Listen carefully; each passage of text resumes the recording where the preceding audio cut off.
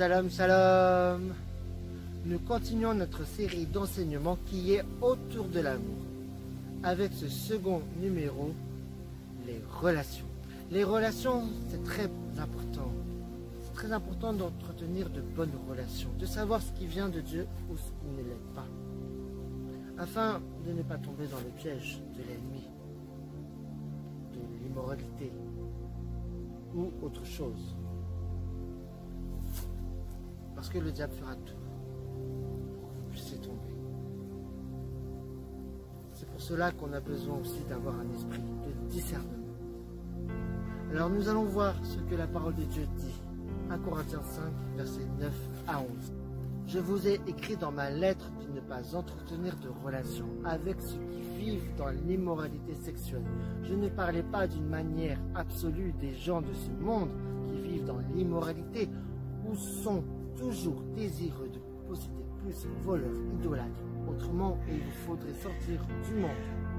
En fait, ce que je vous ai écrit, c'est de ne pas entretenir de relations avec quelqu'un tout en se disant votre frère vit dans l'immoralité sexuelle et toujours désireux de posséder plus, idolâtre, calomniateur, ivrogne ou voleur, de ne pas même manger avec un tel homme. Amen. Alors nous ne devons pas faire n'importe quoi, nous devons demander à Dieu sa volonté sur les personnes qu'on puisse rencontrer, les personnes qu'on sera amené à rencontrer dans le cheminement, sur le chemin, sur notre route. Parce qu'il y a des bonnes personnes, mais il y a des mauvaises personnes aussi, qui ont l'air peut-être une apparence bien, qui ont peut-être l'air spirituel aussi, mais parfois ce n'est que l'apparence. L'apparence est trompeuse.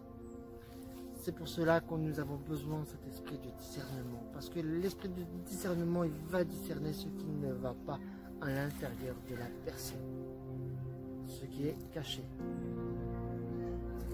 Et ce qui est caché, c'est à l'intérieur. C'est pour cela qu'il faut apprendre à connaître les gens, apprendre à connaître les personnes qu'on rencontre, les nouvelles personnes. Parce qu'on ne doit pas mettre sa confiance en n'importe qui. On ne doit pas donner notre confiance à n'importe qui. Alors restons vigilants. Genèse 2 à partir du verset 18. L'Éternel Dieu dit, il n'est pas bon que l'homme soit seul. Je lui ferai une aide qui soit son vis-à-vis. L'Éternel Dieu façonna à partir de la terre tous les animaux sauvages et tous les oiseaux du ciel. Puis il les fit venir vers l'homme pour voir comment il les appellerait. Il voulait que tout être vivant porte le nom que l'homme lui donnerait. L'homme donna les noms à tout le bétail, aux oiseaux du ciel et à tous les animaux sauvages. Mais pour lui-même, il ne trouva pas d'aide qui soit son vis-à-vis. Alors l'Éternel Dieu fit tomber un profond sommeil sur l'homme qui s'endormit. Il prit une de ses côtes et referma la chair à sa place. L'Éternel Dieu forma une femme à partir de la côte qu'il avait prise à l'homme, et il la mena vers l'homme. L'homme dit, voici cette fois, celle qui est faite des mêmes os et de la même chair que moi. On l'appellera femme, parce qu'elle a été tirée de l'homme. C'est pourquoi l'homme quittera son père et sa mère et s'attachera à sa femme. Et ils n'en seront qu'un. L'homme donna tous les noms des oiseaux, des animaux, tout ça. Mais remarquez, il n'a toujours pas d'aide. Parce que l'Éternel lui avait promis de lui faire une aide semblable, son vis-à-vis. Mais lui, il a remarqué après qu'il n'avait toujours pas son aide, son vis-à-vis. Alors, Dieu, ce qu'il a fait, c'est qu'il a endormi l'homme afin de lui prendre la côte. C'est comme si il lui avait anesthésié l'homme afin de lui prendre une côte. Comme si Dieu était un médecin finalement. Et il a formé une femme à partir de la côte de l'homme. Ce n'est pas merveilleux? c'est extraordinaire.